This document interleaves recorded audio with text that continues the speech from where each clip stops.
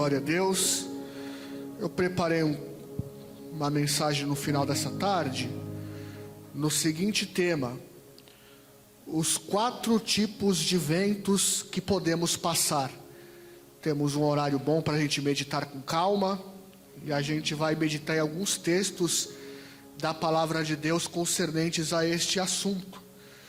E aí cada um de nós analisar se temos passado por algum tipo desse vento, um desses 4, né? Ou quem sabe os 4. Eu já quero até me adiantar que um desses 4 tipos de vento a gente só passa se a gente quiser. Os outros 3 nós estamos sujeitos a passar. E eu quero começar pelo pior tipo de vento e quero encerrar no melhor tipo de vento. Nós vamos com calma refletir, analisando os textos, tá? À luz da Bíblia, que é lâmpada para os nossos pés e luz para o nosso caminho.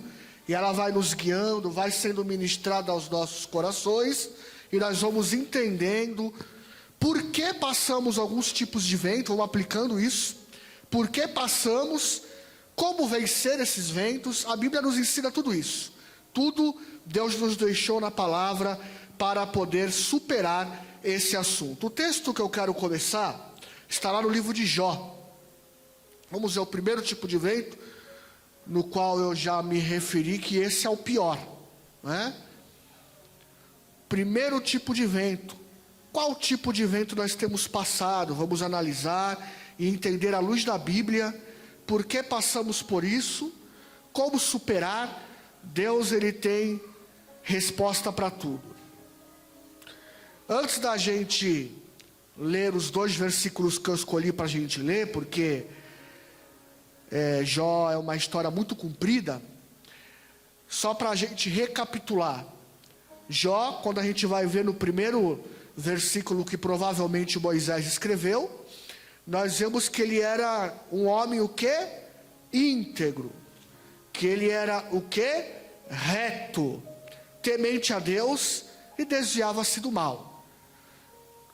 Quem sabe essa palavra está sendo ministrada para todos nós aqui que somos assim, não querendo comparar a espiritualidade, né, com Jó nem nada, mas nós somos pessoas íntegras, nós somos pessoas que somos temente a Deus, que também procuramos andar em retidão e se desviar do mal. E Deus, ele conhece cada um de nós. Deus sabe que a gente serve a Ele. Deus conhece os nossos particulares. Deus, ele vê quando ninguém está nos vendo, qual tem sido a nossa atitude. Deus via Jó. Deus sabe o que nós estamos fazendo, como nós estamos nos portando, como que é o nosso particular de oração, como que é o nosso particular de leitura bíblica, como que é o nosso dia a dia, né? Não só dentro da igreja como fora. Deus conhece se a gente teme a Ele ou não. E Deus sabia como que era a vida de Jó, como que Jó se portava. E diz a Bíblia que quando os filhos de Deus vão se apresentar diante de Deus, vem Satanás junto, né? E Deus vai perguntar para ele: de onde vem Satanás? E ele diz: de rodear a terra, né? Ele diz de rodear a terra. E aí Deus vai falar o quê? Observaste o meu servo Jó, né? E aí vai ter ali uma longa conversa entre os dois, né? E aí Satanás, é porque ele é rico, é porque isso, é porque aquilo. Me permita tocar nele para você ver como ele não vai mudar. E aí tudo o que aconteceu na vida de Jó foi com a permissão de Deus. Se Deus não tivesse permitido pela soberania dele, ele não teria deixado. E nós sabemos a história que Deus permite. E o que me chama a atenção quando a gente vai estudar esse texto, ler todo o capítulo 1, é que Jó, ele vai receber de uma vez só 4 má notícias, se você ler com calma esse texto, uma atrás da outra. Vem uma bomba atrás da outra, né? Vem um e avisa: olha, sua riqueza, seus gado, acabou tudo, perdeu tudo. Vem outro e fala outra coisa: olha, agora aconteceu isso. São 4 pessoas diferentes com 4 má notícias. Mas, por coincidência, nós vamos meditar nos 4 tipos de vento. Por coincidência, na 4ª notícia foi a pior de todas. Vamos meditar nisso? Na quarta notícia, porque senão a gente vai ler muito aqui. Veja o capítulo 1, o versículo 18 e 19 de Jó. Olha o quarto mensageiro, qual é a notícia que ele vai? Ele já tinha perdido gado, já tinha perdido fazenda, já tinha perdido um monte de coisa, né? Aí olha só no 18 e 19.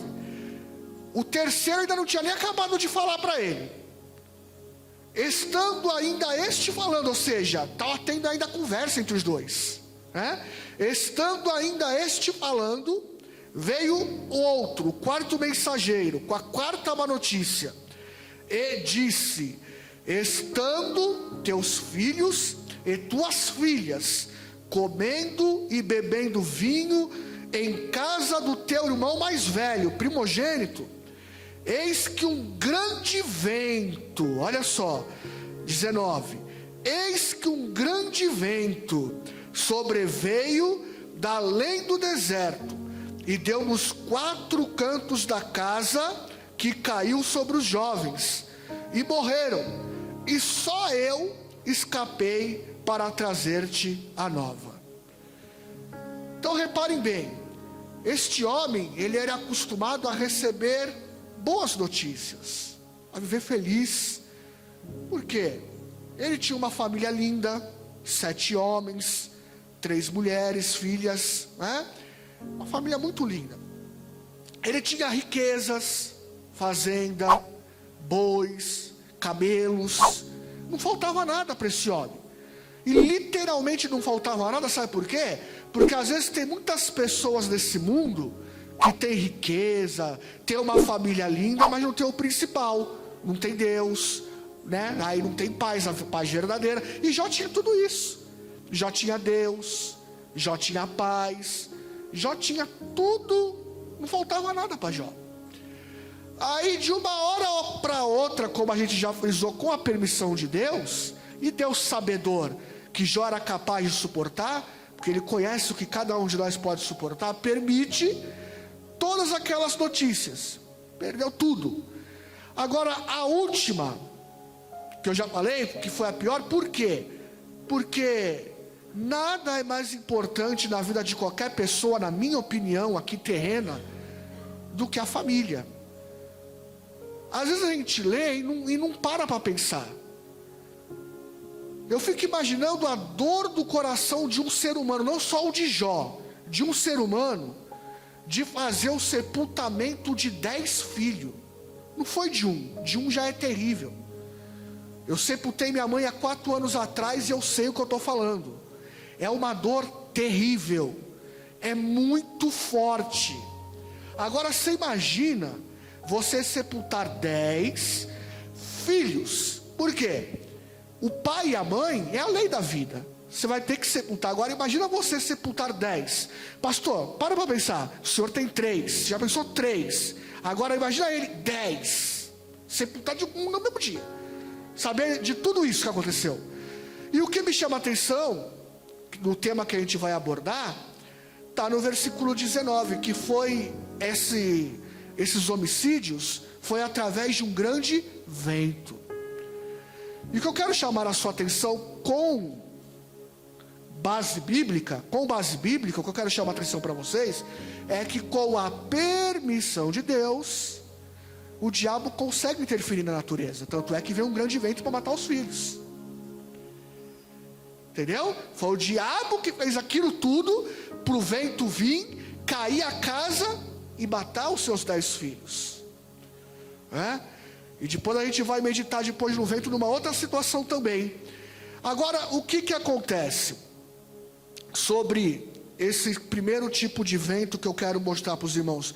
É o vento maligno que vem para tentar nos tirar do foco que é a presença de Deus, a vida com Deus, a vida ministerial, a vida em obediência a Deus. Deus às vezes vai saber e vai colocar situações com a permissão dele, para que a gente venha sair do foco. Mas Deus sabia que Jó podia suportar. E aí como que foi que Jó fez para conseguir vencer esse vento maligno? Primeira coisa que ele faz está no próximo versículo, o versículo 20 do capítulo 1. Depois dessas 4 notícias, então Jó se levantou, rasgou seu manto, rapou sua cabeça, se lançou em terra e fez o quê? O adorou. Olha que coisa linda. Olha o 21. Nu saí do ventre da minha mãe e nu tornarei para lá. O Senhor o deu e o Senhor tomou. Bendito seja o nome do Senhor.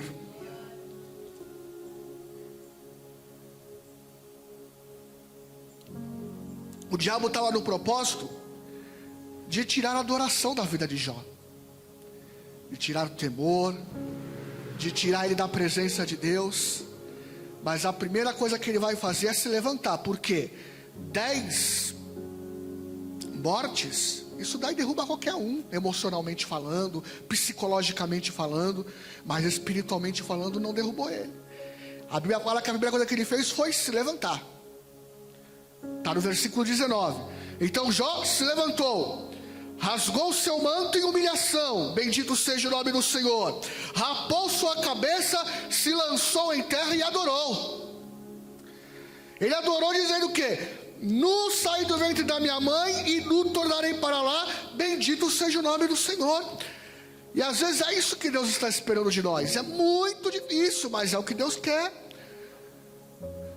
Lembram-se de Josafá quando foi cercado pelos moabitas, pelos amonitas e pelos descendentes de Esaú? Está todo mundo com medo.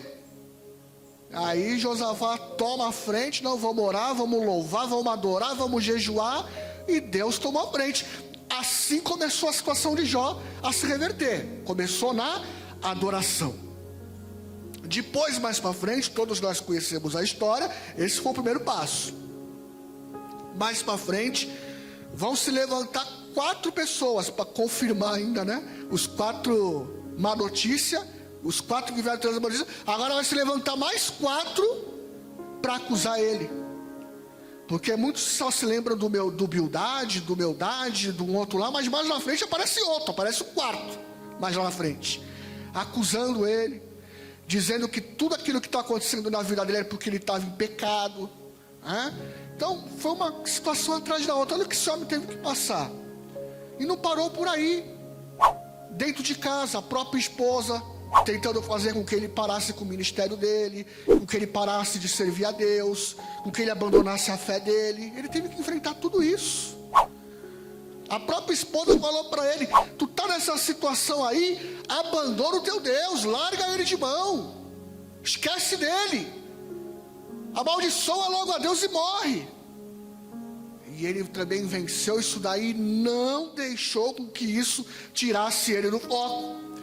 Então, o que vai acontecer depois que todos nós já conhecemos e sabemos? Lá no final, aqueles que acusaram ele, Deus faz com que eles vá lá para pedir oração por ele. Ele poderia muito bem naquele momento de aflição e não querer orar. Não, que a mão de Deus pese sobre a vida de vocês, mas não. Mesmo naquele momento de dor, porque quando ele estava nas riquezas, era todo mundo envolto, né? Quando ele perdeu tudo, todo mundo abandonou ele. Só apareceu Isaías para acusar, para falar mal. E aí ele vai lá como homem de Deus, intercede por eles, como aquele homem de Deus lá de 1 Reis 13, que o rei mandou prender, o rei mandou fazer mal com ele, a mão dele seca, o homem de Deus ora pela mão dele, não falou para pesar a mão nem nada. Da mesma forma nós vemos aqui Jó, orando por eles. E aí o que vai acontecer? Deus vai dar para ele 10 filhos mais bonitos do que aqueles, vai restituir os 10 e vai multiplicar aquilo que ele tinha perdido, de boi, de jumento, vai dar mais, né? Devolve tudo de novo para ele. Mas tudo isso que nós falamos agora foi depois do vento maligno que aconteceu na vida dele. E nós estamos sujeitos a passar por isso, com a permissão de Deus. Quem está entendendo, diga amém. Glória a Deus.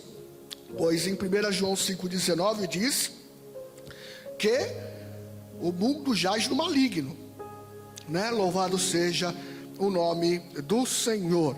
Então nós devemos semear adoração e Deus nos recompensará. Semear adoração, semear oração, intercessão, né? Mesmo passando por uma situação dessa, o Deus que ajudou a Jó nos ajudará também. O segundo evento que eu quero meditar com os irmãos está lá em Marcos capítulo 6. Novo Testamento, segundo livro. Marcos é o segundo livro do Novo Testamento, mas foi o primeiro livro escrito, o primeiro evangelho dos 4 evangelhos, escrito por João Marcos. Por isso que no capítulo 1 diz princípio dos evangelhos. Vamos meditar num texto muito conhecido, do capítulo 6 de Marcos. Já que temos, com a permissão do pastor, um bom horário para a gente ministrar. A partir do versículo 45, diz assim: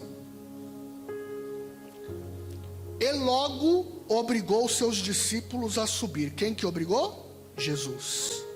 E logo obrigou os seus discípulos a subir para o barco e passar adiante para o outro lado, a Betsaida, enquanto ele despedia a multidão. E tendo-os despedido, foi ao monte a orar.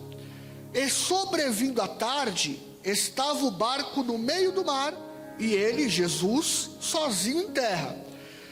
E Jesus, observando, vendo que se fatigavam a remar, porque o vento, olha lá, porque o vento lhes era contrário, perto da 4ª vigília da noite, ou seja, entre 3 e 6 horas da manhã, aproximou-se deles, andando sobre o mar, e queria passar-lhe adiante. Mas quando eles o viram andar sobre o mar, cuidaram que era um fantasma, e deram grandes gritos, porque todos ouviam, e perturbaram-se. Mas logo falou com eles e disse-lhes: Tende bom ânimo, sou eu, não temais. E subiu para o barco para estar com eles, e o vento se aquietou, e entre si ficaram muito assombrados e maravilhados, pois não tinham compreendido o milagre dos pães, ante o seu coração estava endurecido. Nós vimos o vento maligno, vimos como vencer esse tipo de vento, e agora nós vamos ver o vento da provação. Todos nós estamos sujeitos a passar pelo vento da provação. Queridos, mas eu quero chamar a atenção a alguns destaques dentro desse texto, que eu até falei que ia encaixar com o primeiro sobre o vento maligno. Presta atenção. Foram dois vendavais que os discípulos tiveram que passar no barco. Esse aqui é o segundo. O primeiro, você vai meditar em Mateus 14, do 22 ao 34, e Marcos 4, que está falando sobre o primeiro, e vai ver que na primeira tempestade era um vento contrário, não é? E aí você vai ver que dentro desse vento contrário, que vem com fúria e vem ali trazendo ondas para dentro do barco, diferente do segundo. O primeiro, ele traz as ondas para dentro do barco e fala que vem com fúria.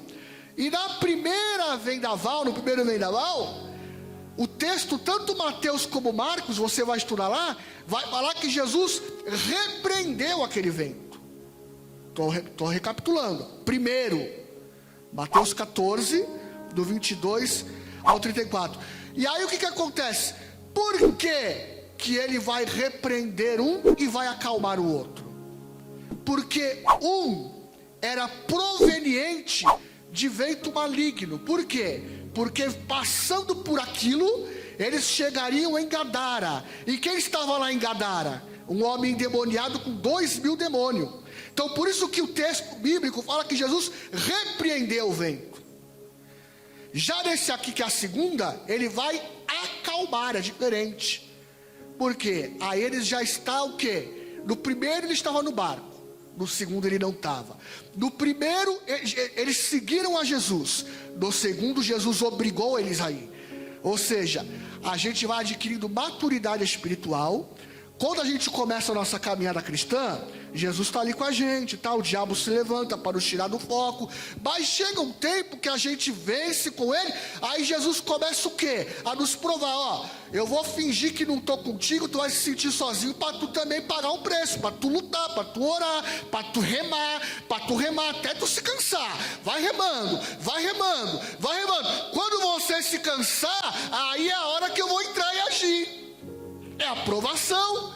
No segundo, Jesus já não está junto, como no primeiro. E aí Jesus acalma aquele vento, depois que viram que eles remaram desde o final da tarde até no final da madrugada, remando. E às vezes Jesus quer ver isso de nós, a nossa busca, e vai permitir ventos na nossa direção para nos provar, para provar a minha e a sua fé. E nós vemos que o que acontece? O que eles fizeram? Qual foi a atitude deles? Lutaram, até Jesus chegar, aquietar o vento. E todos nós estamos assim. Então, como que nós devemos nos portar, biblicamente falando? Lembram-se do que Paulo disse aos Romanos? Alegrai-vos na esperança, sede pacientes na tribulação, perseverai na oração, que na hora certa Jesus vem e acalma o tipo de vento na aprovação. Agora analisa comigo, eles já estavam na metade do caminho. Imagina se eles param de remar, desistem de tudo, se jogam para o mar, ou não, vão morrer, acabou. Não, eles não paravam de remar enquanto Jesus não apareceu. E Jesus só foi aparecer quando viu que eles já estavam fadigados de remar. Então, nessa provação que às vezes nós passamos, Jesus ele sabe até onde a gente consegue, mas ele quer ver a minha e a tua busca, a nossa constância, a nossa perseverança. Então, o vento da provação nós podemos passar todos os dias, mas Jesus ele quer ver todos os dias a minha e a tua busca, a minha e a tua conduta, para na hora certa ele agir e acalmar esse vento. Quem entendeu, diga amém. Vamos então pular para o terceiro vento. Esse é o tipo de vento que a gente só passa se a gente quiser. Os outros três a gente está sujeito a passar. Esse terceiro a gente só passa se a gente quiser. Meditamos um pouco nele na quarta-feira, mas nós não vamos ficar só no que meditamos na quarta-feira. Mas vamos começar com Jonas, capítulo 1. Livro do profeta Jonas.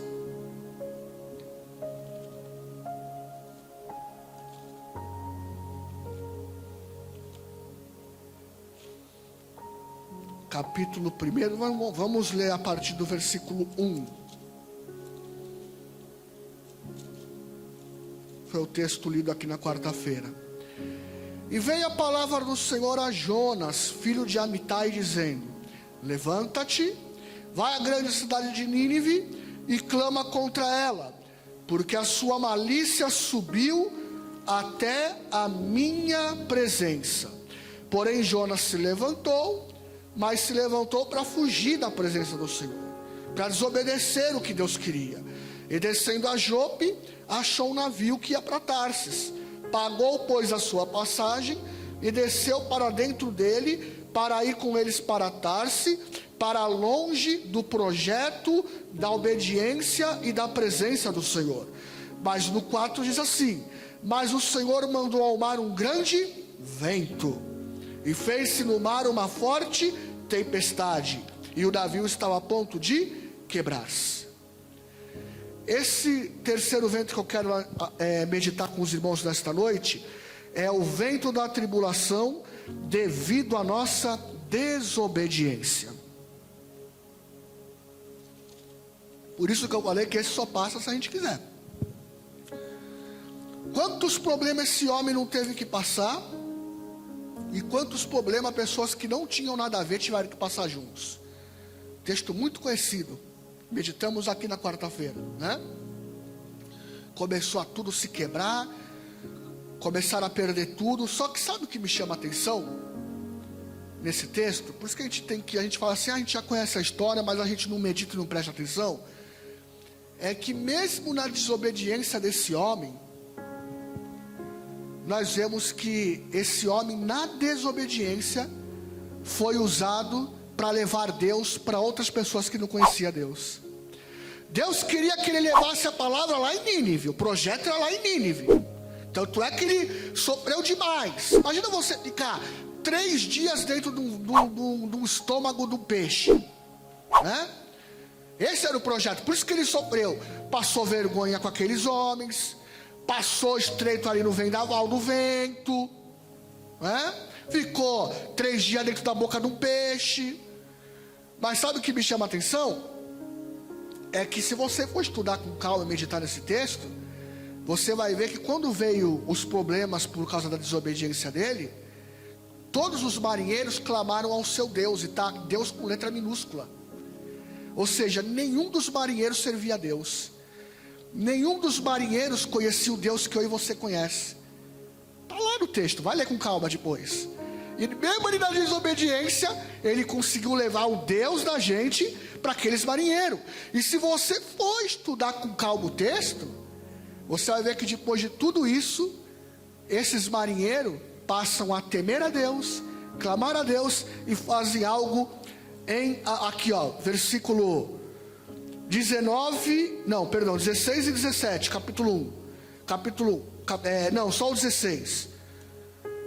É você, Luquinha, que está pondo? Capítulo 1, do versículo 14 ao 16. Olha só. Os marinheiros que não temiam a Deus, então clamaram ao Senhor e disseram: Ah, Senhor, nós te rogamos que não pereçamos por causa da alma deste homem, e que não ponha sobre nós o sangue inocente, porque tu, Senhor, fizeste como te aprouve. E levantaram a Jonas e o lançaram no mar, e cessou o mar da sua fúria com o vento da desobediência. Olha o 16, que coisa maravilhosa. Temeram, pois, estes homens ao Senhor com grande temor, e ofereceram sacrifícios ao Senhor, e fizeram votos. Esses homens que não temiam a Deus, que não clamavam a Deus, que não conheciam a Deus, da desobediência de Jonas, fizeram tudo isso. Conhecer a Deus, temer a Deus, obedecer a Deus, fizeram sacrifício a Deus, fizeram voto a Deus. Aí eu te pergunto, então tá bom, então eu vou desobedecer, porque Deus vai continuar salvando. Não, sabe por que Deus quer que meditemos nisso tudo? Porque às vezes nós estamos na desobediência e não acordamos.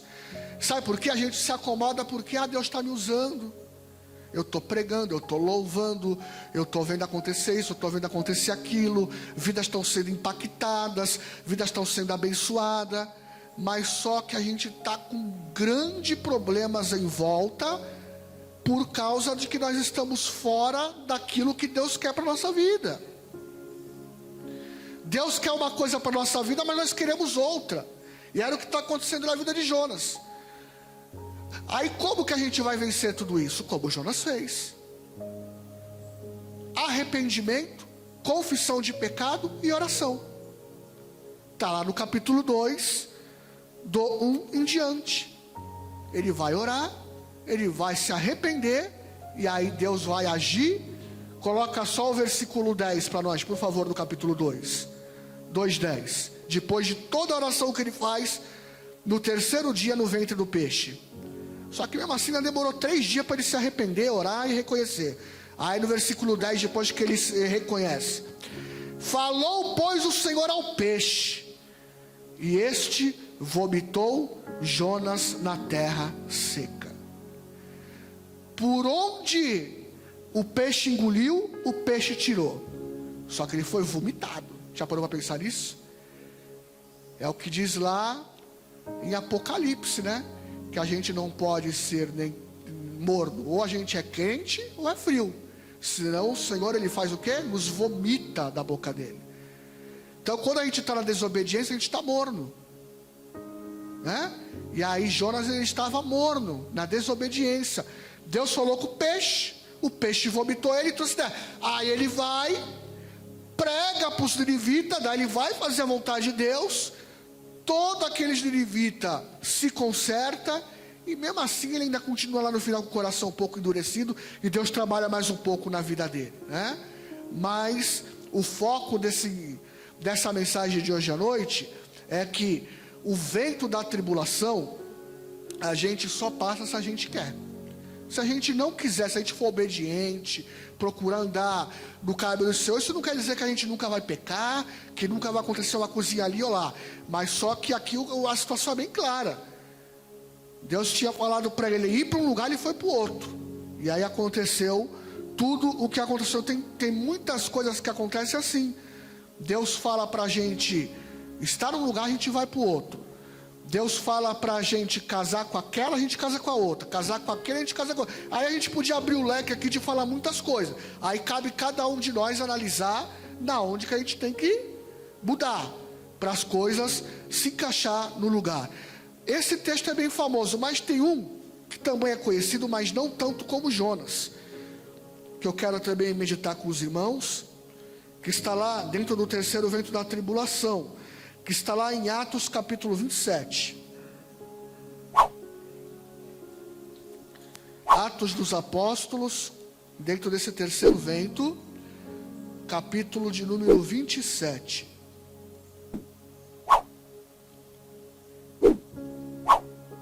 Veja só, uma situação que vai envolver uma pessoa interessante.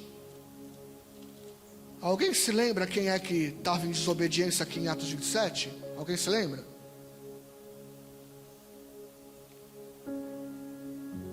O que acontece? Vamos recapitular. A partir do versículo 1, Paulo com mais 270 e poucos homens, estava indo para Itália, e Paulo estava preso com esses homens. Claro que ali envolvia os policiais, entre esses 270 e pouco, policiais, os marinheiros, tudo, mas ele e um grupo de preso estava junto. Aí veja o versículo 3. E chegamos no dia seguinte a Sidom, e quem que vai aparecer? Eu quem? O Júlio, olha o Júlio aí, tratando Paulo humanamente, lhe permitiu ir ver os amigos para que cuidasse dele. Então, a gente vai recapitulando aí. Quem que estava ali agora cuidando de Paulo? Era o Júlio. E no decorrer do texto, que eu não quero ler tudo porque é um texto muito comprido, Paulo vai dizer a Júlio que não era para eles viajar dali. Olha o versículo 4, põe o 4 aí na tela. E partindo dali, fomos navegados abaixo de Chipre, porque os ventos, olha os ventos aí, eram o contrário. E deixa eu achar que aqui, pula para o 9 agora, põe aí na tela o 9, por favor, Atos 27, 9. E passado muito tempo, e sendo já perigosa a navegação, pois também o jejum já tinha passado, Paulo os admoestava, os aconselhava, os exortava, os avisava, versículo 10, dizendo-lhes: Senhores, vejo que a navegação há de ser incômoda e com muito dano, e não é só para o navio e para a carga não, mas para as nossas vidas também. Mas o centurião, que comandava 100 soldados, cria mais no piloto do navio e no mestre do que no que dizia Paulo. Quem que era o centurião? O Júlio. Estava crendo mais no homem natural do que no homem espiritual. E quantos de nós não somos assim, né? Damos mais ouvido a pessoas que não têm o Espírito de Deus. Damos mais ou só porque às vezes é um amigo ou uma amiga. Damos mais e somos guiados por essas pessoas naturais, e não damos ouvido ao que o pastor prega aqui, o que o pastor ensina, o que Deus fala através do pregador aqui, o que Deus fala através da palavra, o que Deus revela. E Paulo diz: não, mas Júlio não quis. Júlio: não, eu vou seguir o que o homem natural está dizendo. Eu vou seguir o que o piloto, o que o mestre está dizendo, e aí vão. Qual é a consequência disso? Deixa eu ver se eu anotei aqui. Anotei. 14:15, por favor. A consequência. Mas não muito depois deu nela um pé de vento. Olha o vento aí. Chamado Euroaquilão.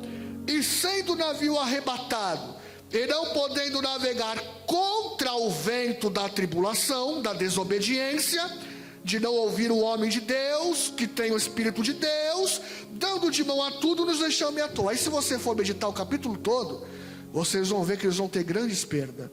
Começa a jogar tudo para o mar, isso e aquilo.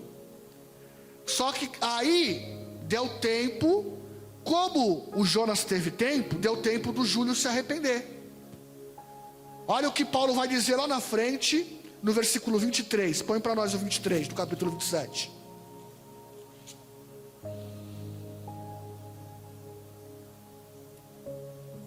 Não, vamos ler a partir do 21 para ficar mais claro. A partir do 21. 27 e 21. E havendo já muito tempo que não se comia, então Paulo, o homem de Deus, que tinha o Espírito de Deus, que não era homem natural, pondo-se em pé no meio deles, passou a pregar ali, a ministrar ali. Fora da verdade razoável, ó senhores, ter-me ouvido a mim e não partir de Creta, e assim evitariam este incômodo e esta perda. Mas agora vos admoesto, a que tenhais bom ânimo, porque não se perderá a vida de nenhum de vós, mas somente o navio. Porque esta mesma noite, o anjo de Deus, de quem eu sou e a quem sirvo, esteve comigo. Aí Júlio vai se arrepender. Aí o povo vai se arrepender. E aí vai ouvir a ministração do homem de Deus. Vai ouvir a voz de Deus através do homem de Deus, através do servo de Deus. E aí nós vamos ver o quê? A partir do versículo 36. E tendo já todos bom ânimo, puseram-se também a comer. E eram ao todos no navio 276 almas. E refeitos com a comida, aliviaram o navio, lançando o trigo ao mar. E sendo já dia, não conheceram a terra, enxergaram porém uma enseada que tinha praia, e consultaram-se se sobre deveriam encalhar nela o navio. E levantando as âncoras, deixaram-no ir ao mar, largando também as amarras do leme, e alçando a vela maior ao vento, dirigiram-se para a praia. Dando, porém, num lugar de 2 mares, encalharam ali o navio, e fixou o móvel, mas a polpa abriu com as forças das ondas. Então a ideia dos soldados foi que matassem os presos, para que nenhum fugisse escapando a nada. Mas só que o homem de Deus tinha dito que ninguém ia morrer, e a palavra do homem de Deus prevaleceu. Aí 43. Mas o centurião, que era o Júlio, querendo salvar a Paulo, lhe estorvou este intento, e mandou que os que pudessem nadar se lançassem primeiro ao mar e se salvassem em terra, e os demais uns em taubas e outros em coisas do navio. E assim aconteceu que todos chegaram à terra salvos. Todos foram salvos, porque deram ouvido ao homem de Deus. Não precisava ter passado aquele vento da tribulação, aquele Euroaquilão, mas preferiram dar ouvido ao homem natural e não ao homem espiritual. O homem espiritual é aquele que vive na presença de Deus, que sobe nesse altar e ministra a palavra de Deus. Deus, ele fala conosco de várias maneiras, lendo a Bíblia, pela ministração da palavra, mas às vezes as pessoas querem ouvir terceiros, e não querem ouvir o que está escrito na Bíblia, ou que o homem de Deus está ministrando através da Bíblia, que é lâmpada para os nossos pés e luz para o nosso caminho. Vamos agora então para o quarto e último vento, que para mim é o melhor de todos. Vamos começar lá no livro de Gênesis capítulo 8.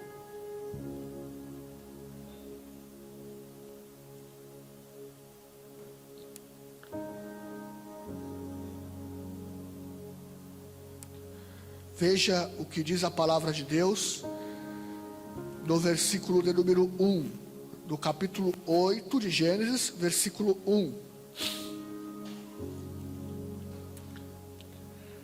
E lembrou-se Deus de Noé, e de todos os seres viventes, e de todo o gado que estava com ele na arca.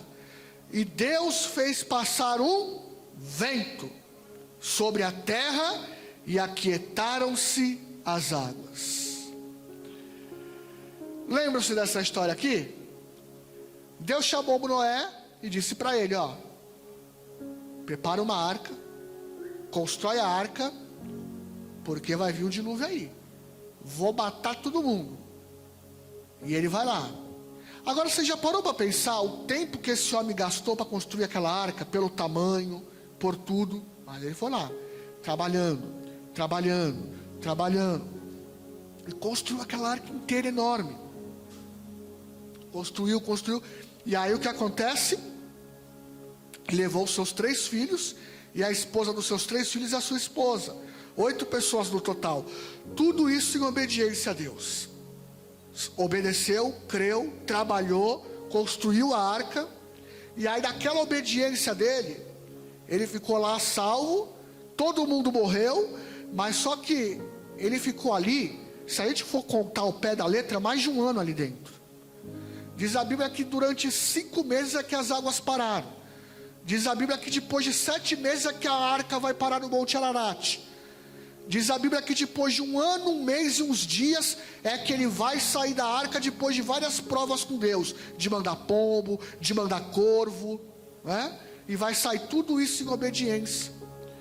Aí hoje no final da tarde, quando eu li esse texto aqui, eu fiquei pensando, ele trabalhou tudo aquilo, imagina quanto ele não gastou de tempo, ele não perdeu de tempo ali trabalhando, construindo aquilo. E quantos real ele ganhou? Nada. Oi? E quantos real ele ganhou de dinheiro? Nada. Aí pastor Alessandro, sabe quando eu estava meditando nesse texto aqui? Deus não é, eu não sou louco para ficar mentindo aqui num púlpito. Deus me fez lembrar de vocês dessa igreja, que estão lá trabalhando, construindo a igreja, e não estão ganhando um real, mas estão trabalhando em obediência para fazer aquilo pela igreja, levantando a igreja, levantando um templo. A obediência a Deus. E Noé foi assim, dessa forma. E aí chegou a hora que Deus mandou o vento para aquietar aquelas águas, e se lembrou e agiu. E sabe o que eu acho mais interessante? É do pacto que Deus fez com Noé por causa daquilo. Se a gente for parar para pensar, eu não sei quantos anos faz, mas, por exemplo, se Jesus veio à Terra 2000 anos atrás, tem mais de 2000 anos atrás, e antes de Jesus foi muitos anos. E todas as vezes que a gente se levanta e vê um arco na nuvem, isso é para se lembrar da obediência de Noé, que fala que a obediência, o arco na nuvem é a obediência dele. Agora você para pensar, a gente sempre se lembra de Noé quando a gente vê o arco na nuvem, e nos dias de hoje não é diferente. A igreja está sendo construída, está sendo levantada, e daqui 20, 30, 40, 50, 100, 200 anos, se Jesus não voltar, muitos vão se lembrar. Aquela igreja começou dessa forma, os irmãos que estavam lá trabalhando, construindo, foi dessa maneira. Vão se lembrar das vidas que foram salvas, vão se lembrar de tudo que aconteceu pela obediência. E Deus, Ele é aquele que se sobrecarrega, aquele que se deixa na responsabilidade de mandar o vento da obediência para abençoar aqueles que lhe obedecem. Ele que cuida de tudo. Traduzindo para o lado espiritual, foi ele que mandou o vento dos materiais de construção daquele irmão lá da Igreja da Universal. Foi ele que enviou. Lembram-se de quando o povo de Israel passou a andar em obediência? Vamos meditar isso na Bíblia? Veja Êxodo 14. Livro de Êxodo, capítulo 14.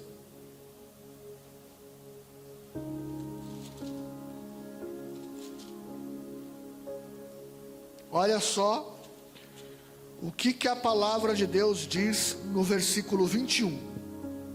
Êxodo 14, 21. Então Moisés estendeu a sua mão sobre o mar, e o Senhor fez retirar o mar por um vento oriental toda aquela noite, e o mar tornou-se em seco, e as águas foram partidas, e os filhos de Israel entraram pelo meio do mar em seco, e as águas foram-lhe como muro à sua direita e à sua esquerda, e eles chegaram são e salvo aonde eles tinham para chegar. Deus abriu o caminho para eles passarem através de um forte vento oriental, mas eles estavam na onde? Na obediência. Deus falou para Moisés: diga ao povo que marche. Se o povo não marchar, você vai ficar lá e vai morrer tudo. Aí quando eles passam a obedecer e marchar, aí agora eu vou fazer, agora eu vou agir. Agora o vento é comigo, obedeceu? Agora o vento é comigo. Está andando na obediência? Fica tranquilo que eu vou mandar o vento oriental e vai trazer codornizes do mar. Aí mandou vento e veio codornizes do mar para encher eles de alimento. É assim que Deus faz. Está andando em obediência? Está seguindo a minha voz? Fica tranquilo que eu vou mandar o corvo batendo asa, trazendo vento, trazendo pão e carne para comer de dia e de noite.